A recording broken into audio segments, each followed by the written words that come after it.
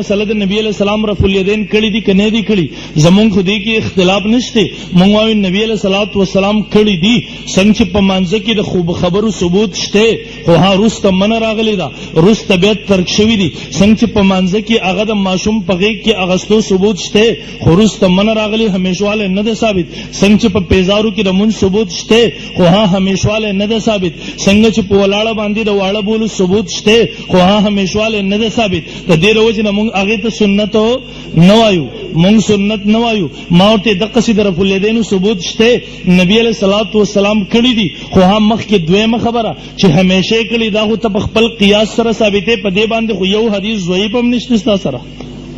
په دې باندې استاد سره یو حدیث ضعیف هم نشته او ما ورته ملګری یوې خبرې لږ بده وسم چې خبره صرف په ثبوت باندې شي چې خبره صرف په ثبوت باندې شي ما ورته تر بخاری شریف نه رکوع د تلو په وخت کې د رکوع نه د پورته کېدو په وخت کې رفع الیدین خې چې نبی علیہ السلام رفع الیدین اشاره کړې دي ما ورته زدر ته په احادیث صحیح احادیثو کې د سجدو رفع الیدین ام خیمه ثبوت التم په حدیثو کې راغله ته ولې نه کې خبره نه پوهیږي چې ثبوت خو التم راغله دی کنه تا په رکوع کې سوروک له سجدو والا دی ولې پرې خو دا د ما ته بیا وایي ما ته وایي احادیثو کې د منسوخ لفظ خوده شي چې د رکوع رفع الیدین منسوخ دي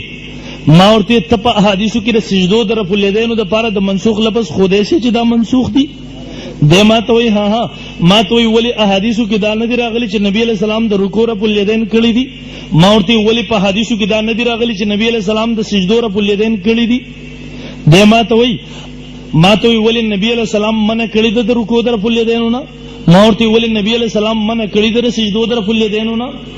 د ما ته وایي تم منع وخای حدیث کې چې نبی علیہ السلام فرمایلی چې رفع الیدین مکوا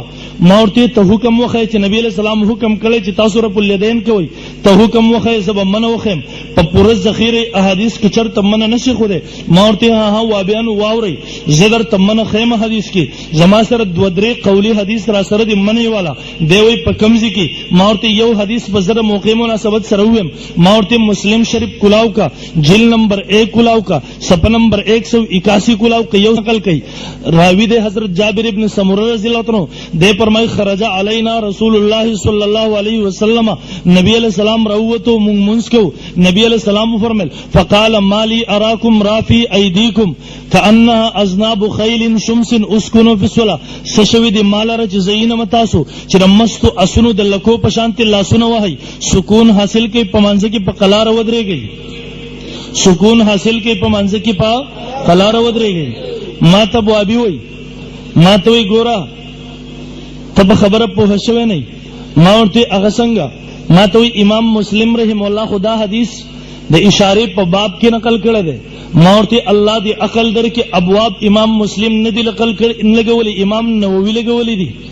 د ما ورته ها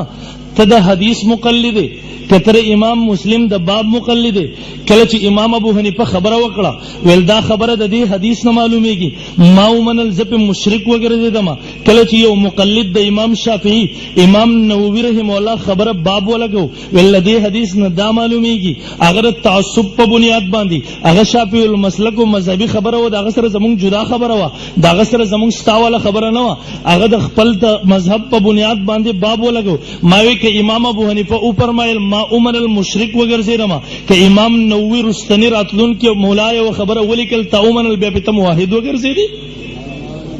دویم ما ورته ها احادیث دو دی وخت نشته دواړه د اشاره متعلق چراغله هغه حدیث جدا ده دا حدیث جدا ده هغه کې د انفراد اجتماعي زمون ذکر ده هغه کې صلینا مع رسول الله صلی الله علیه وسلم مونږ منس کې د نبی علیہ السلام سره دل تری کنا صلینا مونږ منس کې نب خرج علینا رسول الله صلی الله علیه وسلم نبی علیہ السلام راغه مونږ منس کې دل تری انفرادي مون ذکر ده پنځه پرخونه دي ها ټیم نشته هغه طرف ته نظم خو ما ورته ملګری دویمه خبره د ما ته دویم اشکال می داده ما ته دویم اشکال دار دلتی تشبیه صحیح نه ده دلتی تشبیه ما ورته ملګری هغه څنګه د ما ته تشبیه زکه صحیح نه ده زما आवाज خو درځي کنه بجلی کې نه می خیر ما ته ګوره ان شاء الله زما आवाज سم تاسو ته درسیږي د ما ته ملګری تشبیه دي صحیح نه ده ما ورته ملګری هغه څنګه ولی د ما ته ګوره اس چخپل لکې خوځي ما ته ګورې جی ما ته از چې خپل لکې خوځي دا خی او ګس طرف ته خوځي اس چې کله لکۍ خوځي خی او ګس طرف ته خوځي تاسو چې کله رفع الیدین کوئ بیا لاسونه ښکته پورته کوئ ما ته وایي طرف ته خوځي تاسو چې کله رفع الیدین کوئ بیا لاسونه ښکته پورته کوئ ما ته وایي تشبیه خو صحیح نه شوه ما ورته نانا ملګریا د امام المناظرین حضرت اکاړوي رحم الله ارشاد میں نقل کو ما ورته ملګریا یو نبی علیہ السلام فرمائی مالی اراکم رافی ایدیکم کانها اذناب خیل شمس اسکنوا فی الصلاة د مستو اسونو د لکو سره تشبیه ورکړی دا ما ورته یو د اس عام معمول دی د چې کله د ځان نه مچان شړي بیا لکۍ دسی دسی وهي کله چې د په مستی کې نه راغلی عام معمول د صحیح لکۍ کم طرف ته خوځي خی او ګس طرف ته خوځي خو ها محترمو کله چې د په مستی کې راشي د بیا لکۍ ښکته او پورته خوځي کله چې د مستی کې راشي لکۍ ښکته او بره خوځي ما ورته ویل ملګریا تشبیه په حدیث کې بیخي صحیح ده نبی علیہ السلام د مستو اسونو سره تشبیه ورکړې ده مولانا اوکاړوي صاحب رحم الله فرمایي ما یو مناظره کې امدا خبره وکړه ویل یو زمیدار پاسیرو ویل اتلس نلس کالونه اسونه ساتم امدا